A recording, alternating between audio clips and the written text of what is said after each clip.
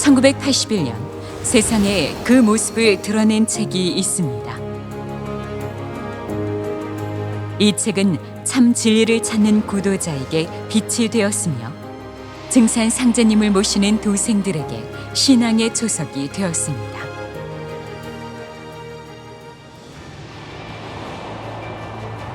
다가오는 우주 가을 개벽 소식과 후천 조화 문명을 온전히 드러낸 증산도의 진리가 개정 증보판으로 다시 태어났습니다.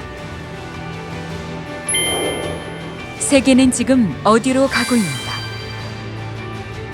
인류를 분노케 하는 모든 갈등과 비극의 원인은 무엇인가? 종교와 과학과 철학, 구원의 섭리를 밝히다. 그 누구도 전혀 언급할 수 없었던 화천왕의 가르침.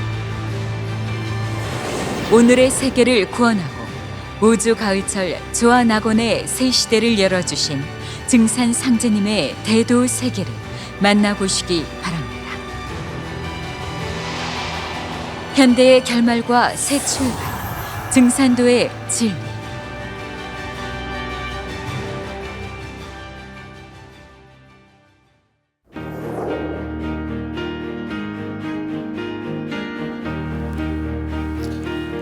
안녕하십니까. 삼망대학 송정환 교육위원입니다. 오늘은 증산도 진리책 1장 4절 성인들이 예고한 상제님의 강세 소식을 함께 공부해 보도록 하겠습니다. 상제님의 강세라는 것은 인류 역사의 가장 큰 사건입니다. 천지의 모든 꿈이 인간으로 오시는 하나님을 통해서 이루어지고 또 모든 성자들의 기다림, 외침이 이루어지는 대사건입니다. 내가 상제님의 강세를 알고 살던 모르게 살던 모든 인류는 결국 상제님의 강세를 기다려왔던 것입니다. 지난 시간에는 선천 종교의 성자들이 만한 상제님의 강세 소식에 대해서 공부해 봤고요. 오늘은 상제님이 강세하시기 직전에 임박해서 상제님의 강세 소식을 전한 동학과 정역, 정감록에 대해서 살펴보도록 하겠습니다. 먼저 동학에 대해서 살펴보도록 하겠습니다. 우리 동학을 모르는 사람들은 없습니다. 하지만 동학의 본뜻, 동학의 원 메시지를 제대로 이해하고 있는 사람은 거의 없습니다. 보통 동학을 민중혁명 내지는 인내천 사상의 인본주의 사상으로 대부분 이해하고 있습니다. 하지만 동학의 본질은 전혀 그렇지가 않습니다. 그래서 오늘 동학에 대해서 살펴보도록 하겠습니다. 동학의 창시자는 수은 최재우 선생입니다. 최재우 선생에 대해서 먼저 살펴보겠는데요. 도전에서 도전 1편 8장에 동학의 본질에 대한 말씀이 있습니다. 도전을 먼저 살펴보도록 하겠습니다. 자, 하늘에서 동방의 이 땅에 이름 없는 한 구도자를 불러세워 이 이름 없는 한 구도자가 바로 최수은 대신사가 되겠습니다. 신교의 도맥을 계승하게 하고 후천 개벽으로 새 세상이 열릴 것을 선언토록 하셨나니 신교의 도맥을 계승했다는 단어가 중요합니다. 신교라는 것은 인류 원형 문화이자 원 하나님 문화의 본적지입니다. 이 도맥이 선천 종교가 뿌리내는 과정 속에서 완전히 뿌리를 잃어버리고 쇠락해서 신교의 도맥을 모두 다 잃어버렸는데 상제님께서 이름 없는 한 구도자를 통해서 신교의 도맥을 다시 잇게 하는 그런 역사를 펼치시게 됩니다. 후천 개벽으로 새 세상이 열릴 것을 선언하였다. 이게 동학의 본질입니다. 신교의 도맥을 계승했다. 원 하나님 문화를 다시 부활시키고 후천 개벽 소식을 전한 것이 바로 동학이란 말씀입니다. 자, 그가 곧 동학의 교조 수은 최재우 대신사니라. 자, 수은이 아버지께 가는 생명의 길을 동방의 땅에 닦아놓고 인간으로 강세하시는 천주님을 모시는 시천주 시대를 선언하였나니, 네, 바로 이 시천주란 단어, 이것이 동학의 근본 본질이 되겠습니다. 이는 온 인류에게 후천 개벽 세계를 여시는 아버지의 대도, 무국 대도가 조선 땅에 나올 것을 선포함이니라. 우주의 하나님께서 인간 역사 속에 들어오시는데 가을철의 열매 진리, 완성된 진리를 무국대도로 하는데 그 무국대도를 들고 인간 역사 속에 들어오신다. 그런 시간대가 됐다. 이것을 선언한 것이 바로 동학이란 말씀입니다. 자, 오늘 자세하게 살펴보겠는데요. 먼저 최수은 대신사에 대한 말씀을 살펴보겠습니다. 최수은 대신사는 1824년생입니다. 경주 구미산 밑에서 탄생하였고 본명은 최재선이었습니다. 고운 최치원의 25대 손이 되겠습니다. 최치원 선생은 통일 신라시대 때 대학자이며 당나라 유학까지 했다고 하죠. 그리고 신교의 도맥을, 신교를 부활하려는 그런 꿈을 가졌던 분입니다. 네. 자, 그래서 또 천부경을 최초로 한문으로 번역한 그런 일도 한 분이 바로 고운 최치원 선생입니다. 그리고 또 최수원 선생은 그 양반집 아들이었지만 그 어머니가 재가를 했기 때문에, 재혼을 했기 때문에 서자였습니다. 그래서 재가한 어머니 밑에서 태어났기 때문에 문과에, 과거에 응시할 수 없는 그런 불운한 삶을 살고 있었습니다. 세상에 대한 불만도 있었고 새로운 세상을 열고자 하는 꿈을 그때부터 가지고 있었습니다. 자, 그 다음 보시면 그 실현과 방황의 시간대가 있는데요. 7살 때 그 생모를 여의고 16세 때 부친 아버지께서 사망을 해서 고아가 됩니다. 그리고 19세 때 혼인을 하고 1년 뒤에 화재가 나서 집에 있는 집과 책이 모두 소실이 돼서 빈털터리가 되고 맙니다. 자, 그래서 21세 때부터 10년간 포목 장사를 하면서 세상을 돌아보게 됩니다. 돈은 별로 못 벌고 민중의 삶을 생생하게 체험하는 경험을 하게 됩니다. 그리고 36세 때 도학자 연담 이윤규라는 스승을 만나게 됩니다. 이 이윤규라는 스승이 최수훈 대신사에게 하신 말씀이 그대는 선도를 계승할 자다라는 이야기를 듣게 됩니다. 이때부터 최수훈 대신사가 구도자의 꿈을 품게 됩니다. 자, 그리고 나서 역사적인 사건이 하나 벌어지는데요. 그게 바로 을묘천서 사건입니다. 1855년이 을묘년인데 이때 금강산의 유점사라는 그 절에서 한 노승이 찾아와서 최수훈 대성사에게 책을 한 권 전해주게 됩니다. 이 책을 전해주면서 이 책을 좀 해석을 해달라는 부탁을 하게 되는데 최수훈 대성사가 이 책을 3일 만에 그 뜻을 해독하게 됩니다. 그리고 나서 이 책을 그 스님에게, 노승에게 전해주는데 그 노승이 하는 말이 이 책은 나의 책이 아니라 당신의 책인 것 같소 라는 대답을 듣게 됩니다. 이 을묘년에 만난 이 천서를 읽고 최수훈 대성사는 본격적으로 구도의 과정에 들어가게 됩니다. 자, 그리고 나서 1859년 10월에 고향 경주 구미상 용담정에서 발심을 하고 천주를 친견하기 전에는 세상에 나서지 않겠다. 내가 이번 공부에 천주님을 직접 친견하지 않고는 세상에 나서지 않겠다라는 각오를 하고 우매한 중생을 모두 구제하겠다고 결심을 한 대신사는 이름을 제우로 고치고 세상 모두 우매한 백성들을 모두 건지겠다는 의미의 제우로 이름을 고치고 호를 수운이라고 하게 됩니다. 자, 그리고 역사적인 경신년 1860년 도기 장존 사불입 세간 중인 부동기라는 입춘서를 써붙이게 됩니다. 도기 장존 사불입, 도기가 천주님의 그 성령의 기운이 내 몸에 가득 차면 사적인 그 사사로운 그 삿된 기운이 내 몸에 절대 들어오지 못한다. 세간 중인 부동기, 나는 구도자로서 이제 다시 세상의 세속의 그런 인생으로 다시 절대 돌아가지 않는다라는 그런 각오가 서린 입춘서를 써붙이고 매일 3번씩 청수를 올리며 기도에 정진하게 됩니다. 자, 그러던 중 1860년 경신년 음력 4월 5일 역사적인 날입니다. 이때 천주님과의 천상 문답 사건이란 대사건이 일어납니다. 최수훈 대성사가 상제님으로부터 도통을 내려받는 그런 대사건이 일어나는데요. 천상 문답 사건이라는 것은 하늘로부터 선어, 신선의 언어가 들려왔다는 거죠. 하나님의 음성이 들려왔다는 겁니다. 상제님의 음성을 직접 듣는 그런 역사적인 체험을 하게 됩니다. 그 체험의 내용을 살펴보겠습니다. 자, 첫 번째, 하나님께서 첫 번째 최수훈 대성사에게 하신 말씀이 물구물공하라. 두려워하지 말고 겁내지 마라. 처음 이 체험을 할 때 최수훈 대성사는 오한과 전율을 느꼈다고 합니다. 상제님께서 두려워하고 겁내지 말라 하시면서 첫 번째 하신 말씀이 세인이 위하 상제언을 세상 사람들이 나를 일러 상제라 부르거늘 여부지 상제야 너는 어찌 상제를 모르느냐. 돌을 닦는 자가 어찌 상제를 모르느냐. 너는 어찌 상제를 잃어버렸느냐라는 그런 의미의 말씀을 하고 계십니다. 원 우주 하나님 문화의 원 호칭인 하나님, 전 인류가 사실은 선천 종교를 열심히 믿었지만 믿으면 믿을수록 하나님을 만나기 어려운 그런 세상이 돼 있거든요. 그 현실을 상제님께서 지적하고 계신 것입니다.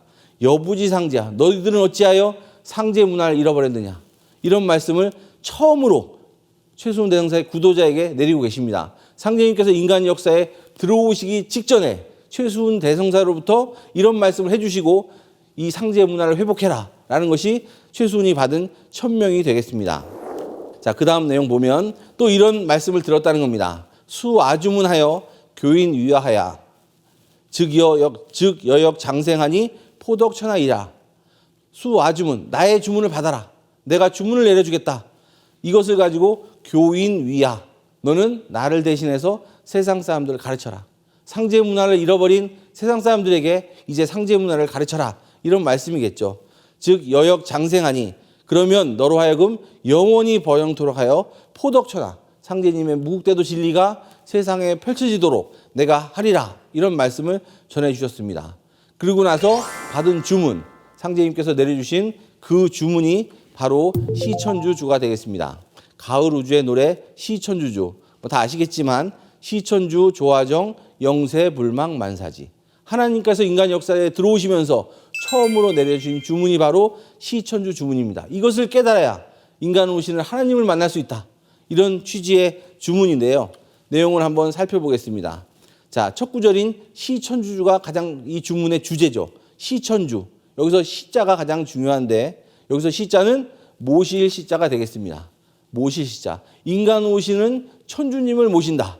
천주님을 모시는 시대가 왔다. 인간 오신 천주님을 만나야 된다. 천주님을 만나서 천주님의 도를 닦아야 된다, 이런 의미가 들어있는 구절이 바로 시천주가 되겠습니다. 지금까지의 인류 역사는 천주님을 모시는 시대가 아니라 천주님이 보냈던 성자들을 모시고 그들을 따랐던 그런 시대였지만, 이제 그런 우주 여름 시대는 끝나고 선천 종교들의 모든 진액을 모아서 결실을 하고 열매를 맺게 하는 그 성자들을 보내셨던 천주님께서 인간 역사 속으로 들어오는 그런 시대가 됐기 때문에 그 천주님을 만나야 된다라는 의미가 바로 시천주가 되겠습니다.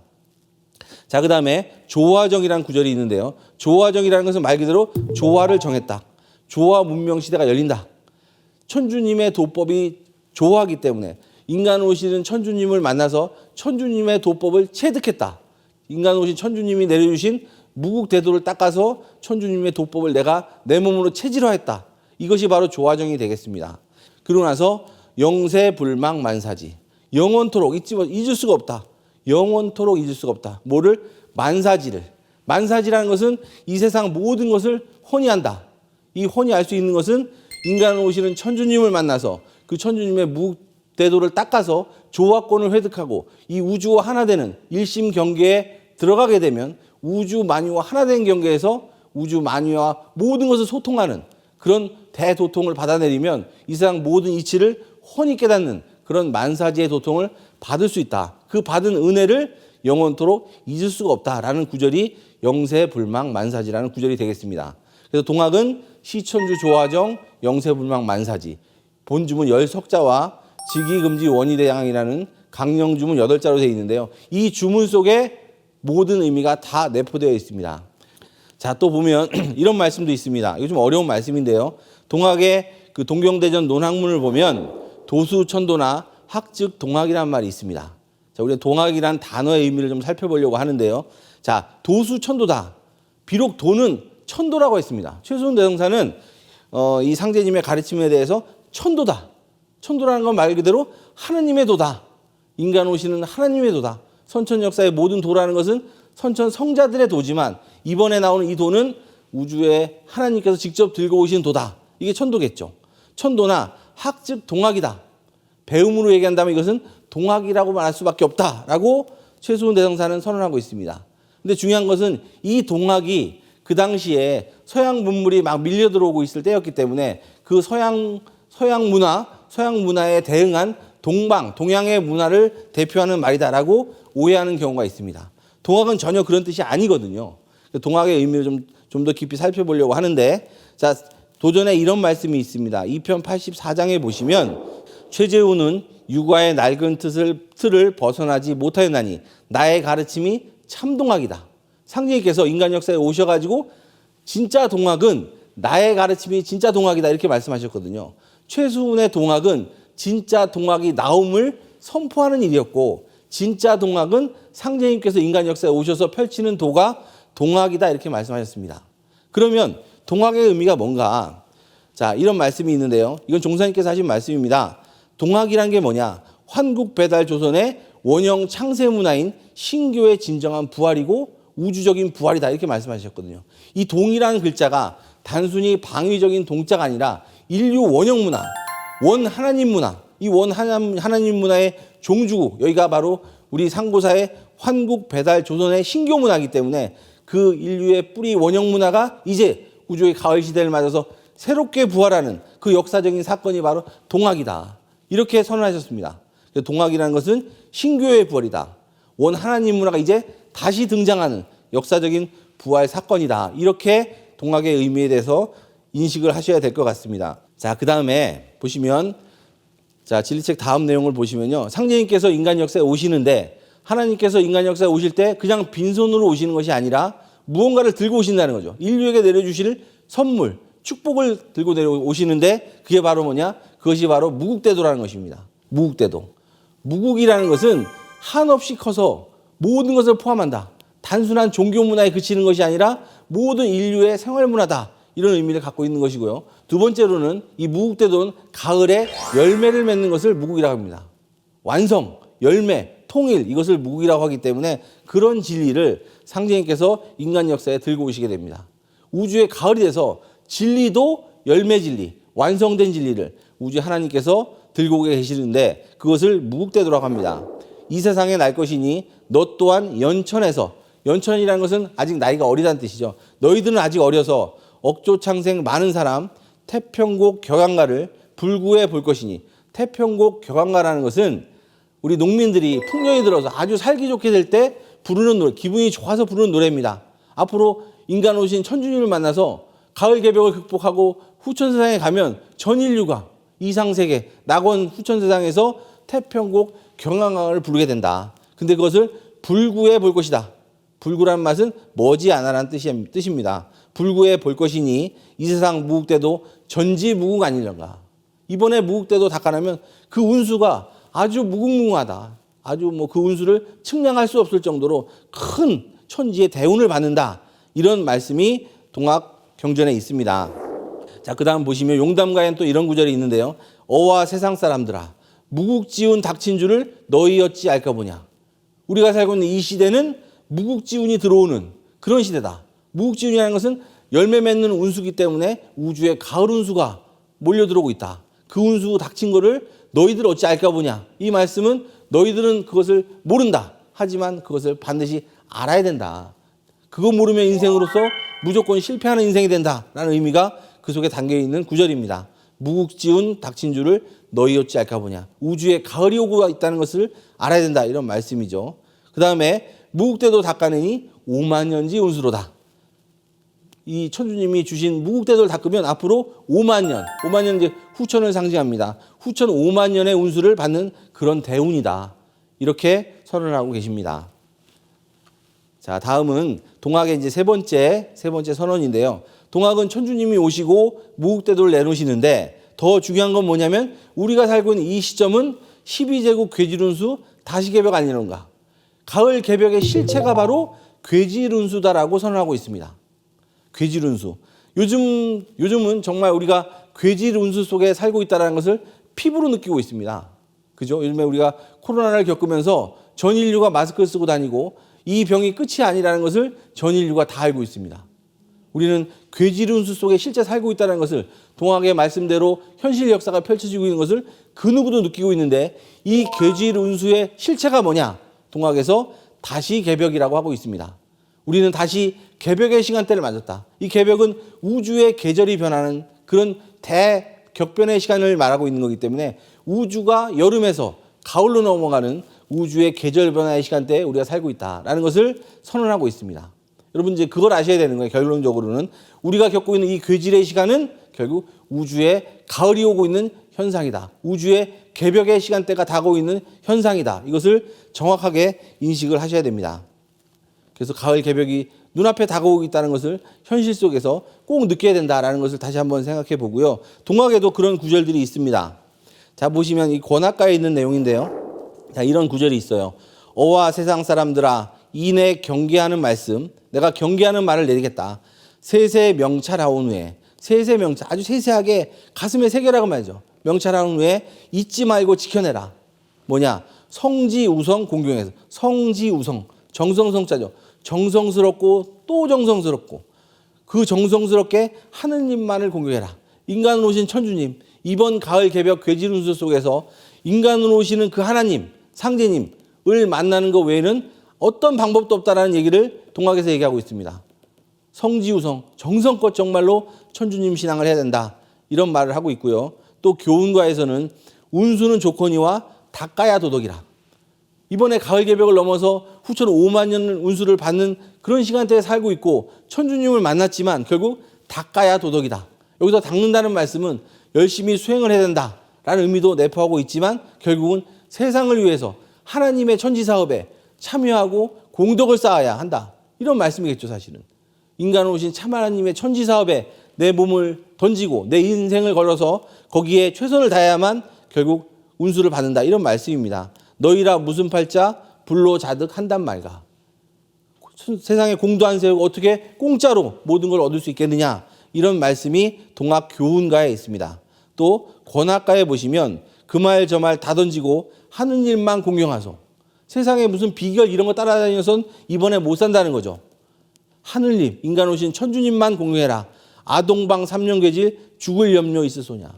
그 누구도 어떤 세상의 모든 권력과 부를 가지고 있는 사람도 이번에 인간 오신 천주님의 도를 닦지 않고는 후천에 못 간다는 말씀입니다. 과거에 태상 종무사님께서 하늘을 쓰고 도리질을 하는 사람도 이번에 상제님께서 내려주신 이 도를, 이 생명의 다리를 타지 않고는 절대로 후천에 갈 수 없다. 이런 말씀하셨는데 그런 취지의 내용이 동학 권학가에 있는 것입니다.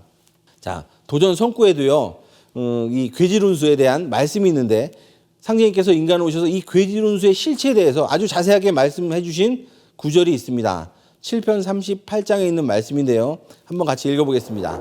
선천의 모든 악업과 신명들의 원한과 보복이 천하의 병을 빚어내어 괴질이었다. 이 괴질의 실체가 뭐냐?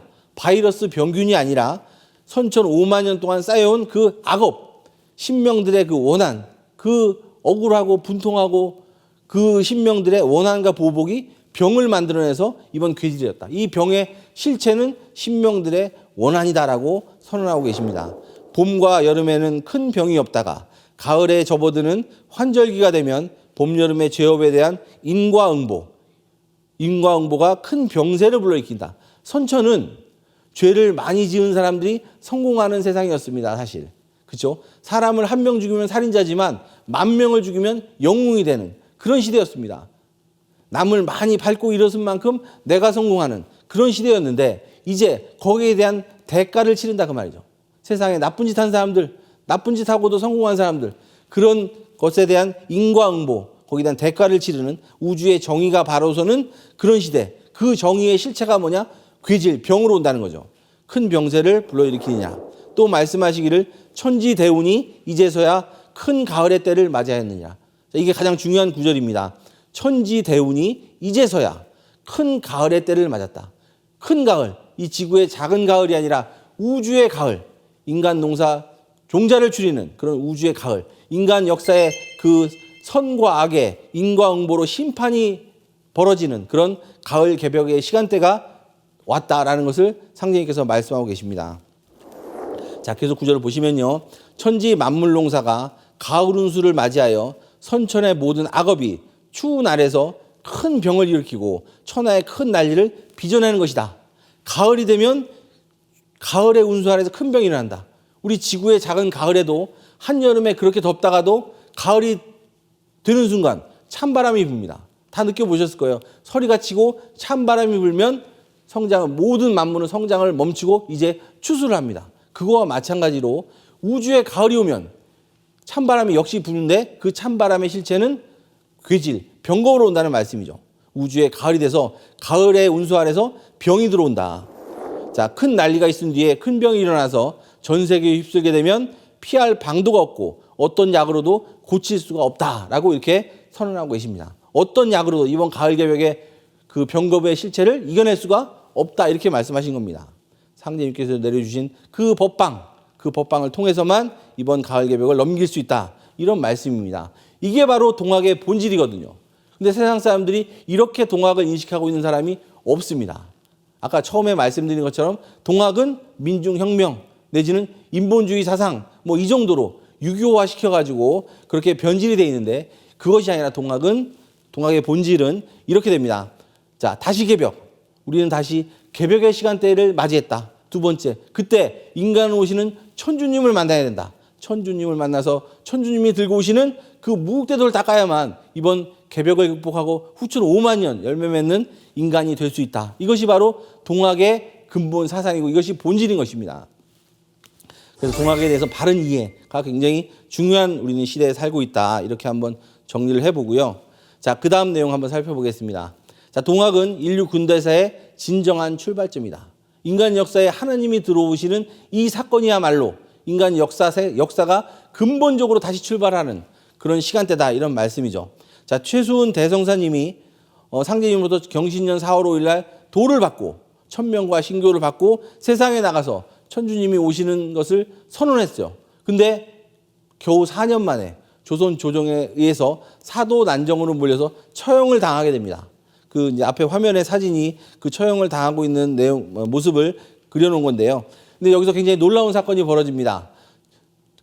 처형을 하는데 우리 망나니라고 하죠. 칼을 쓰는 그 망나니가 최수은 대성사의 목을 치는데 아무리 목을 쳐도 목이 안 떨어지는 겁니다. 도저히 이해할 수 없는 현상이죠, 그렇죠? 사람의 목이 안 떨어졌다. 상제님으로부터 천명을 받았기 때문에 또 당신은 선도를 계승할 사람이다. 우주의 후천 5만 년 영원한 생명을 받았기 때문에 죽지 않는 겁니다. 그래서 최수은 대성사가 청수문을 하나 떠오라 하고 그 청수문을 떠놓고 기도를 한 후에 이제 세상을 떠나게 되는데 그 세상을 떠나면서 마지막으로 한 두 가지의 중요한 유언이 있습니다. 그래서 그 유언이 옆에 적혀 있는데요. 첫 번째 유언이 뭐냐면 전 40은 내려니와 후 40은 뉘련가. 여기서 말한 전 40은 40세의 인생을 앞에서 살다간 사람은 내려니와 나다 그 말이죠. 최수은 대성사는 1824년생이고 1864년에 처형을 당했기 때문에 세상을 떠났기 때문에 만으로 40세의 생을 살다 갔습니다. 그리고 후 40은 누구인가? 그 뒤로 40세의 인생을 살고 오는 두 번째 인물이 있다는 거죠. 그 뒤에 오시는 인물. 이분이 바로 누구냐? 당연히 천주님이시겠죠. 최수은 대성사는 한평생 천주님이 오심을 외쳤기 때문에 죽음의 그 순간까지도 천주님이 오심을 이렇게 선언하고 있는 것입니다. 실제로 강증산 상제님께서 40세의 생을 살고 천상으로 가셨거든요. 인간 역사에 천주님이 오셔서 천지공사를 통해서 인류가 후천으로 갈 수 있는 길을 열어주시고 그러고 나서 40세의 생을 마감하시고 천상으로 가셨습니다. 최수은 대성사의 그 유언대로 상제님이 가시게 된 거고요. 두 번째 유언은 뭐냐면 천하의 무국대도 더디도다 8년이 더디도다. 자, 앞으로 8년만 더 있으면 천하의 무국대도 천주님이 인간 역사 속에 오셔가지고 그 무국대도를 내놓으시는데 그 시간이 너무나 안 간다는 거죠. 우리 옛날에 어렸을 때 내일 소풍 가게 되면 그 전날 밤에 마음이 설레가지고 시간이 안 가는 것처럼 전 인류가 기다려왔던 하나님이 오시는 그 순간을 목전에 두고 내가 그것을 못 보고 천상으로 떠나는 그 심정을 이렇게 유언으로 하고 있는 겁니다. 근데 놀라운 것은 실제로 최수은 대성사가 처형당한 1964년에 처형을 당하고 8년이 지난 1871년 신미년에 상제님께서 실제로 인간 역사에 들어오게 되십니다. 자, 전 여기서 이 두 유언을 들으면서 큰 감동을 받고 하는데요. 최수은 대성사는 죽음의 그 순간까지 결국 무엇을 했느냐? 자신의 천명을 이루려고 노력을 했던 거죠. 하나님이 인간에 오신다. 천주님이 인간의 역사에 오신다라는 이 중요한 시대 선언을 죽음의 순간까지도 하고 천상으로 떠나게 됩니다. 이것이 바로 동학인데 세상 사람들은 상제님을 이렇게 평하는 사람들이 있습니다. 동학의 영향을 받은 분, 동학 공부를 했던 기인, 예언가 이 정도로 평가하는 사람들이 있거든요. 그건 왜 그러냐? 아주 본질이 호도된 거죠. 주객이 전도된. 최수훈 대성사는 상제님이 오심을 선언한 것인데 인간 오신 상제님의 말씀이 동학과 유사하다고 해서 그분은 동학을 공부한 사람, 동학 신도였다. 이렇게를 말하는 것은 완전히 아까 말씀드린 대로 주객이 전도된 것입니다. 인간 오신 상제님을 외쳤기 때문에 그분이 그와 유사한 말씀을 하는 것은 너무나 당연한 거거든요.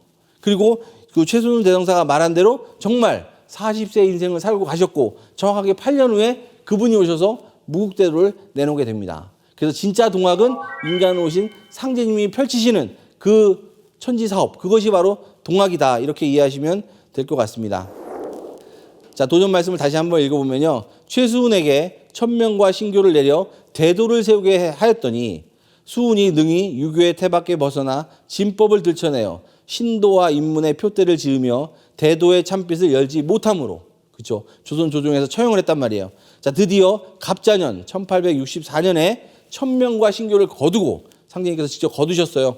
신민년 1871년에 스스로 이 세상에 내려왔나니 동경대전과 수훈가사에서 말하는 상제는 곧 나를 이릅니다. 이렇게 상제님께서 정확하게 정리를 하고 계십니다. 동경대전과 수훈가사에서 말하는 그 상제님, 그분이 바로 나다. 내가 인간 역사에 오신 바로 그 천주님이다. 바로 그 미륵부처님이다. 바로 아버지 하나님이다라는 것을 이렇게 선언하고 계십니다. 자, 그래서 동학의 의미를 다시 한번 이제 설명드리면 동학은 진정한 근대사, 새 역사의 출발점이다. 인류 역사가 근본적으로 새로운 역사 시대로 전환되는 그 역사 전환의 출발점이 바로 동학이다. 동학은 단순한 혁명이 아니고 인내천 사상이 아니고 새 역사의 출발이다. 전 인류가 기다려온 아버지 하나님의 등장 사건이다라고 이해해야 됩니다. 자, 그러면 동학은 정통 맥이 어떻게 전개되어 왔느냐? 이게 중요한데요. 동학의 본질은 아까 말씀드린 것처럼 우리는 다시 개벽, 가을 개벽 시대를 만났고 이 가을 개벽을 극복하기 위해서 인간으로 오시는 천주님을 만나야 된다. 이게 동학의 본질이거든요. 그래서 최수훈 대선사가 동학을 통해서 그것을 선언한 것입니다. 그리고 나서 실제로 상제님께서 인간 역사에 오시겠죠. 천주님이 인간 역사에 오셔가지고 후천 세상을 넘어갈 수 있는 그 무국 대도를 내놓으십니다. 그것이 바로 천지공사죠. 그리고 나서 그 천지공사, 상제님의 무국 대도가 세상에 펼쳐지는 그 과정이 마지막 단계가 되겠습니다. 그것이 상제님 진리가 도운사에서 펼쳐가는 보천교, 그리고 지금의 참동학 증산도까지 이어오게 됩니다. 그래서 전 인류가 이 동학의 맥을 타고 결국 가을우주, 후천 성경으로 가게 됩니다. 동학의 정통 맥이 되려면 반드시 그 진리 속에 뭐가 있어야 되냐면 가을 개벽이 있어야 되고 상제님의 강세가 있어야 되고 무국대도가 있어야 됩니다.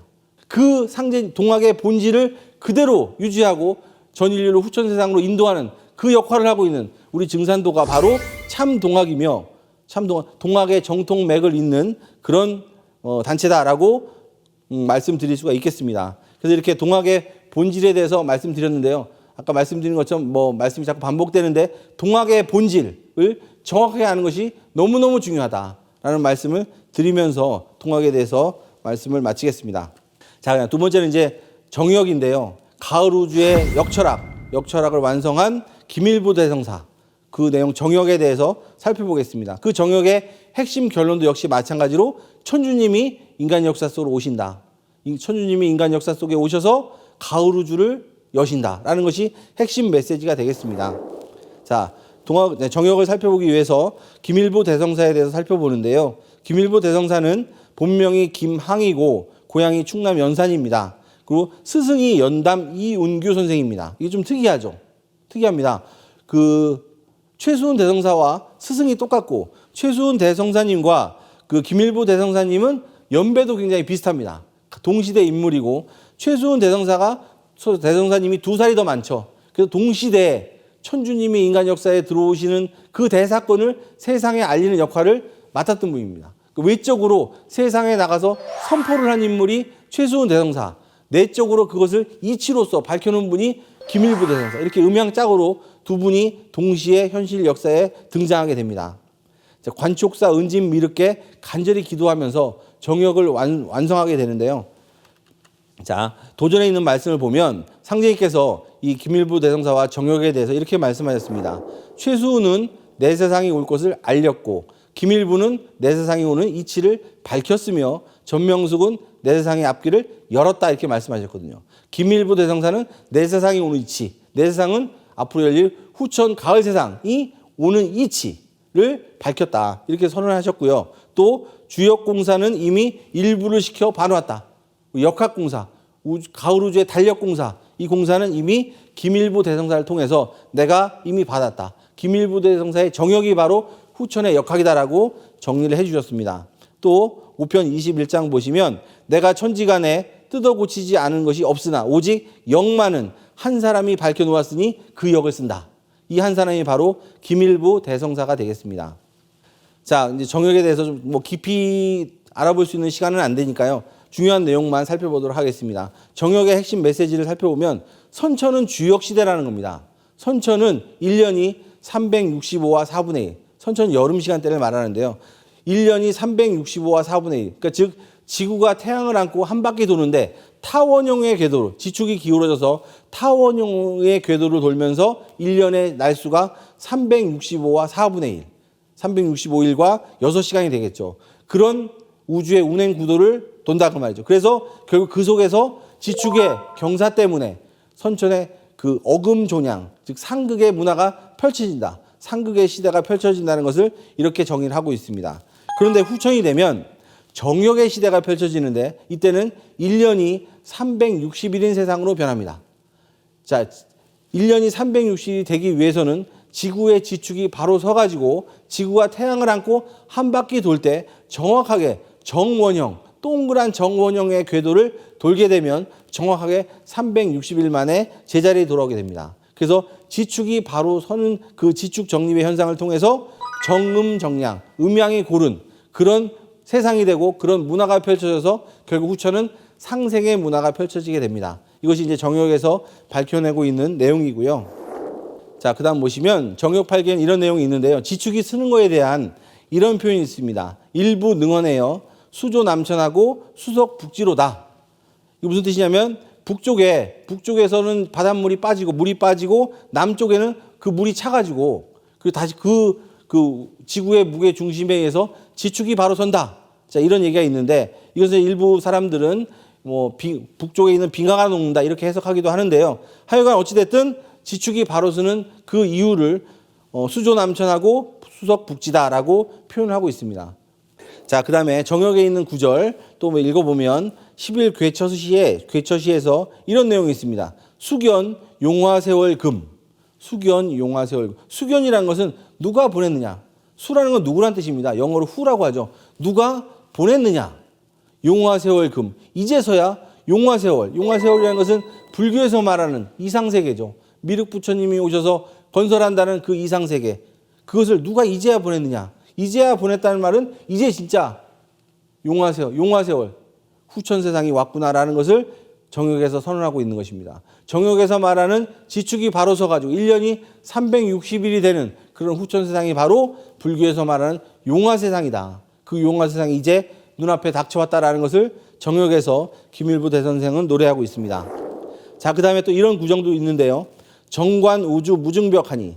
정관 고요히 바라보라는 거죠. 일심의 경계에서 고요히 바라봐라. 우주를. 근데 우주는 어떤 우주냐? 무증벽이다.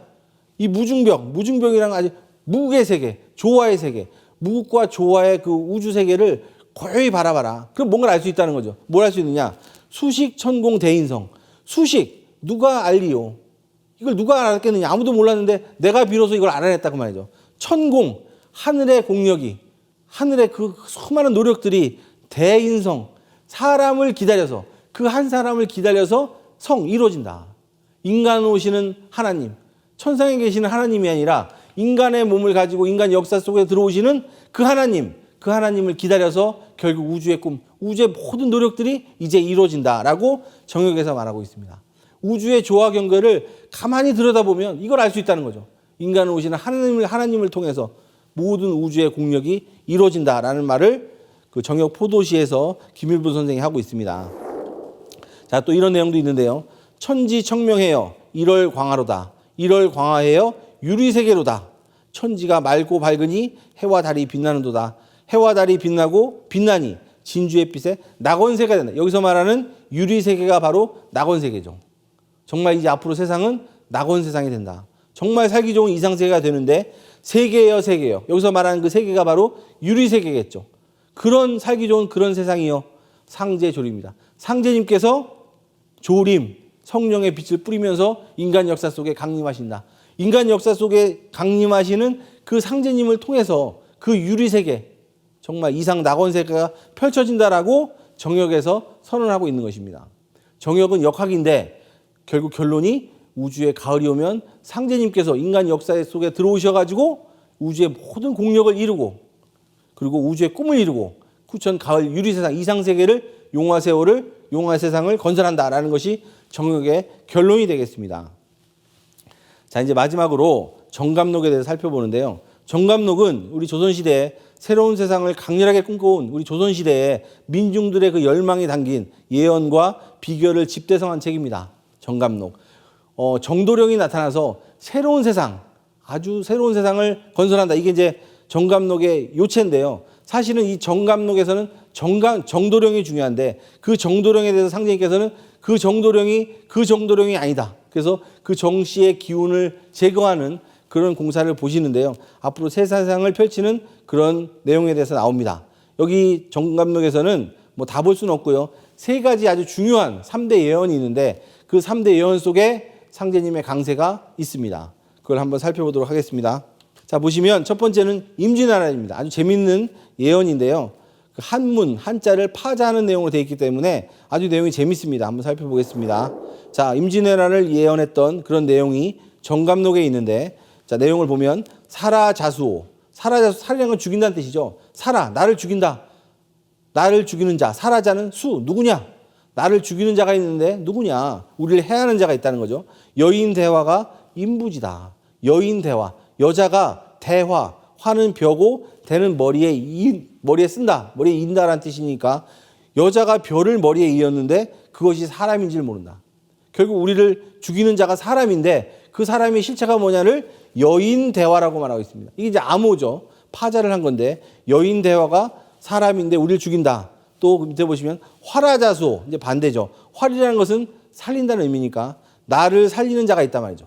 나를 죽이는 자가 있고 나를 살리는 구원의 법방이 있는데 그것은 무엇이냐? 18가공이다.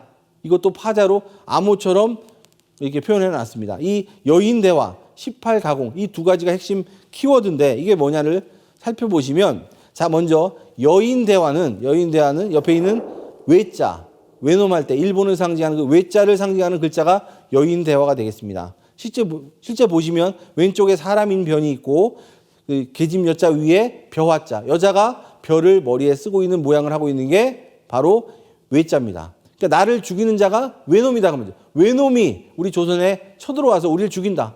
외놈이니까 당연히 사람이겠죠. 그래서 인부지라고 표현하고 있는 것입니다. 근데 우리를 구원해 주는 자가 누구냐? 18가공이다. 10하고 8 더하기 0. 여기서 10과 8이라는 것은 나무 목자를 파자한 거죠. 나무 목자를 파자하면 10십자에 8팔자가 됩니다. 그리고 옆에다 더한다. 공변될 공자를 옆에다 더하면 이게 바로 소나무 송자가 됩니다. 소나무 송자가 우리를 구해준다. 소나무가 어떻게 구하느냐? 실제로 임진왜란 때 우리나라의 그 구원군을 보내준 나라가 명나라인데 그 명나라의 장수가 바로 이여송 장군이었습니다. 그래서 평양 전투에서 왜군을 물리치면서 우리나라가 이제 조선이 임진왜란으로부터 극복을 해나가기 시작을 하게 되는데요. 그래서 일본 왜군들도 실제로 임진왜란에 쳐들어왔을 때 일본군 공주가 이 조선에 가게 되면 이 소나무 송자를 조심해라라는 말을 했다고 합니다. 그래서 실제로 일본군들이 우리나라에 쳐들어와서 마을 이름 중에 소나무 송자가 들어간 마을에는 침범을 안 했다라는 일화도 있다고 합니다. 그래서 실제로 정감록에서는 첫 번째 우리나라에 그 닥친 첫 번째 환란인 임진왜란에 대해서 이렇게 예언을 하고 있습니다. 자, 두 번째로는 병자호란인데요. 병자호란을 예언한 그 내용을 살펴보면 내용은 똑같습니다. 사라자수 역시 나를 죽이는 자가 있는데 누구냐? 우화횡산이 천부지다. 우화횡산은 비우자 밑에 횡이라는 건 옆으로 누웠다는 뜻이니까 매산자가 옆으로 누웠다는 거죠. 비우자 밑에 매산자가 옆으로 누웠는데 이것은 천부지다. 하늘이 죽이는 것이다. 아까는 사람이 죽였는데 이번에는 하늘이 죽인다. 또 밑에 보시면 화라자수. 그럼 어떻게 우리가 살아날 수 있느냐? 부토는 온토니 종토하라. 부토, 떠있는 흙. 온토, 따뜻한 흙. 종토, 그 흙을 따라야 된다. 자, 이건 무슨 말씀이냐? 이것도 해석을 해보면 우화행산, 이건 쉽죠. 비우자 밑에 매산자가 옆으로 누웠다. 그럼 누구나 쉽게 눈설자라는 걸 알 수가 있습니다. 눈설자. 우리를 죽이는 건 눈설자다. 실제로 병자호란이 일어났던 그 해에 우리나라가 굉장히 추웠다고 합니다. 그래서 실제로 많은 사람들이, 많은 백성들이 산으로 피난을 갔다가 얼어 죽었다고 하는 거거든요. 실제로 피난을 가지 않아도 살 수 있었는데 괜히 산속으로 피난 가가지고 그의 겨울이 너무나 추워가지고 그래서 결국은 많은 사람들이 얼어 죽었다는 얘기가 있습니다. 실제로 그 영화, 그 남한산성이라는 영화를 보면 그의 겨울이 굉장히 추워가지고 많은 백성들이 얼어 죽었던 그런 내용이 그려져 있는 부분이 있습니다. 자, 그러면 어떻게 사느냐? 부토는 온토니 종토하라. 부토는 떠있는 흙. 떠있는 흙이 뭘까요? 흙이 떠있다? 이게 뭔가? 온토. 근데 그 흙이 따뜻하다. 이것은 집안 방 구두를 얘기하는 겁니다. 집안에 가만히 있으라고 말이죠. 우리 과거에 집은 이제 밑에 아궁이가 있고 불을 떼서 방을 따뜻하게 하는 그런 온돌방, 그것을 부토라고 할 수 있죠. 흙이 떠 있으니까요. 그리고 온토, 불을 떼니까 따뜻하다. 종토, 그 흙을 따라라. 다른 말로 집에 가만히 있으면 산다는 거죠. 집에 가만히 있으면 사는데 그 한겨울 추위에 피난을 갔다가 다 얼어 죽는다라고 말을 하고 있는 것입니다. 실제로 청나라가 쳐들어와서 병자호란이 일어났는데요. 청나라는 조선 백성들하고는 아무런 원한 관계가 없었어요. 그 조선 조정이 명나라가 망하고 나서 청나라로 교체되는 시기에 명나라를 따랐기 때문에 청나라는 그 조선 조정의 원한이 있었기 때문에 그 문제를 해결하기 위해서 쳐들어왔기 때문에 백성들에게 해코지할 생각이 없었거든요.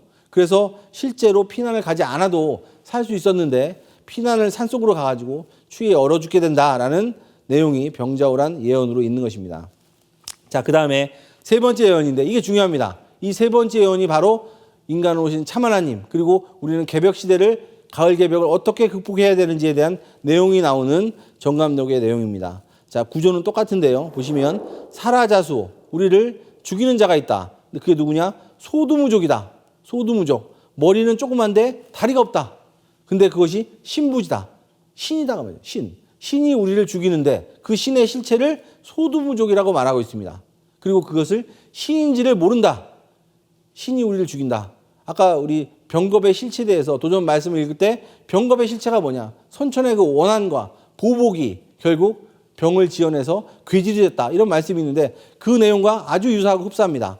그래서 소두무족이라고 했는데 신부지. 자, 우리가 이 구절을 해석을 해보면요. 신부지다. 신이라는 것은 영혼이고 혼이잖아요. 그래서 혼이라는 글자를 보면 실제로 구조가 위에 점이 하나 있습니다. 그 점은 머리를 상징하고 중간에 있는 밭전자는 몸통을 상징하고 밑에 있는 그것이 다리를 상징합니다. 그래서 머리, 몸, 다리 이렇게 사람처럼 구조를 이루고 있는데 이 구조 속에서 소두무족, 머리가 작고 다리가 없다. 그래서 다리를 잘라내면 옆에 있는 불자가 됩니다. 이 불자는 한문으로 보면 귀신 우두머리 불자라고 합니다.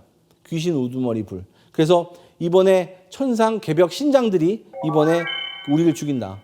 그 원한 보복, 그것이 질병, 괴질로 변해서 그것이 우리를 죽인다라는 것을 그 정감동에서는 소두무족이 신부지다라고 표현을 하고 있습니다. 자, 그러면 어떻게 그 병난 개벽 속에서 괴질 운수 속에서 살아날 수 있느냐? 정감동에서는 이렇게 말하고 있습니다.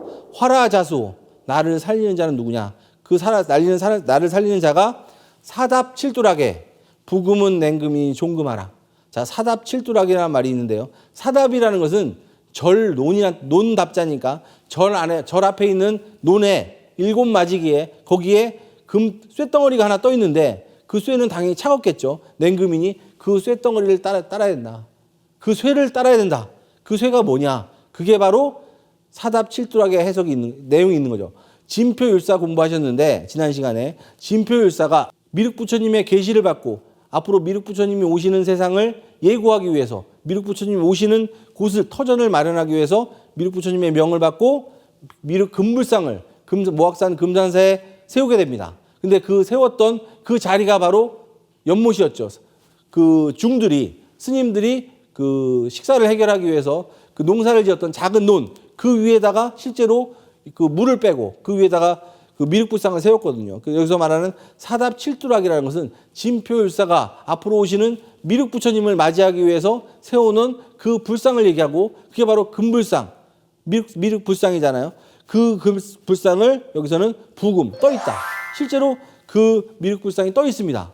땅바닥 위에 세운 것이 아니라 그 연못 중간이 메워지지 않아가지고 시루를 걸고 그 시루 위에 미륵불상을 세웠거든요. 실제로 시루를 밟고 위에 서 계시는 미륵부처님이기 때문에 그 불상은 떠 있고 그 불상, 종금, 그 불상을 따라야 된다. 이렇게 말하고 있는 겁니다. 즉 인간으로 오시는 미륵부처님을 따라야지만 이번 가을개벽을 넘어간다라고 정감록에서도 이렇게 말하고 있습니다. 엄택곡부 삼인일석은 이제 전전하니 도하지라. 자, 엄택곡부라는 표현이 나옵니다. 엄은 문득 엄자입니다. 문득 집을 정하신다. 미륵부처님께서 천주님께서 인간 역사에 들어오시는데 집을 곡부로 정하신다. 곡부라는 것은 고부의 옛 지명 이름입니다. 미륵부처님 실제로 고부군 갱망리로 오셨거든요. 미륵부처님께서 상제님께서 고부 땅으로 전라도 고부 땅으로 오신다는 것을 정감록에서 이미 이렇게 예언을 하고 있습니다. 문득 집을 곡부, 고부의 옛 지명 거기에 정하신다. 자, 그리고 나서 삼인일석을 해야 된다. 그 미륵부처님을 만나서 삼인일석. 자, 삼인일석이 뭐냐? 삼인일석도 역시 파자거든요. 삼인일석의 내용을 보면 삼인일석은 닦을 숫자를 파자하게 되면 삼인일석이 됩니다. 사람 인변에 한일자를 옆으로 세워놨고요. 그 다음에 석삼자가 있고 전역석자가 있습니다. 삼인일석, 즉 닦을 숫자다 그 말이죠. 민간으로 오신 미륵부처님을 만나서 닦아야 된다 그 말이에요. 그분의 도를 닦아야 된다. 그분의 천하사에 참여해가지고 아까 말씀드린 것처럼 세상을 위해서 공덕을 쌓아야 된다. 이게 그 막 삼위일석의 뜻입니다. 삼위일석은 이제전전, 그 삼위일석하는 그 닦는 장소가 어디냐? 이제전전이다. 이득, 이번에 살 수 있는 그 나에게 가장 이득이 되는 후천 5만 년 운수를 받을 수 있는 그 이득이 어디 있느냐? 전전에 있다. 밭전자를 2번 썼거든요. 왜 그냥 밭전자를 한 번 쓰지 않고 2번 썼느냐? 그것이 바로 태전, 큰 밭이다. 태전을 상징하기 위해서 전전을 2번 쓴 것이 됩니다. 그래서 태전에 있다고 말이죠. 미륵부처님의 도를 닦아야 되는데 그 미륵부처님의 도가 어디에 있느냐? 태전에 있다는 거죠. 상제님께서는 뭐라고 하셨습니까? 상제님은 전라도 땅 금산사 고부로 오셨지만 상제님의 도가 이 매듭이 지어지는 곳은 태전이다. 이런 말씀이 있거든요. 그죠? 만국활계 남조선이요 청풍명월 금산사다. 전 인류의 구원의 법방은 남쪽 조선에 있고 그 남쪽 조선 쪽에 중에서도 청풍명월 충청도 땅에 있는 금산사다. 이렇게 말씀하셨는데 그것이 바로 태전에 있는 참동학. 아까 동학의 맥을 살펴봤지만 상제님의 진리 천하사를 최종 매듭짓는 그 우리 증산도, 태전의 증산도 거기에서 최종 도가 마무리된다. 이런 말씀을 하고 있는 겁니다. 그래서 마지막으로 도화지다라는 단어가 나옵니다. 도화지. 도가 거기에서 그친다. 선천의 모든 도가 거기에서 매듭이 지어진다. 선천 모든 종교, 내가 어느 도를 닦았건 무엇을 했든 간에 결국 매듭은 나오는 구멍은 한 구멍이다. 이런 말씀이겠죠. 거기에서 상제님께서 말씀하신 인간 오신 천주님이 내놓으신 도법, 그 도법을 가지고 천하사를 해서 결국 인류를 구원하는 그 단체, 거기서 모든 도가 결국 최종 매듭 지어진다라고 도화지다라고 선언하고 있습니다. 정감록에서. 그 도화지라는 것이 바로 무국대도 증산도다. 이렇게 이해하시면 오늘 진리책 공부의 핵심 말씀을 정확하게 이해하실 수가 있습니다. 그래서 오늘 제가 드릴 말씀은 다 끝났는데요. 오늘 말씀 중에서 제가 이제 드리고 싶은 최후의 말씀은 뭐냐면 동학이었습니다. 사실은 동학. 동학의 본질을 알아야 된다. 세상 사람들은 동학을 모릅니다. 세상 사람들에게 천주님이 오셨고 그 천주님의 도를 닦아야 이번에 괴질운수, 가을 괴질운수를 넘어서 후천 5만 년 영원한 열매인간이 될 수 있다는 것을 전해야겠다. 그것이 우리의 사명이다라는 것을 다시 한번 말씀드리면서 오늘 말씀을 마치도록 하겠습니다. 감사합니다.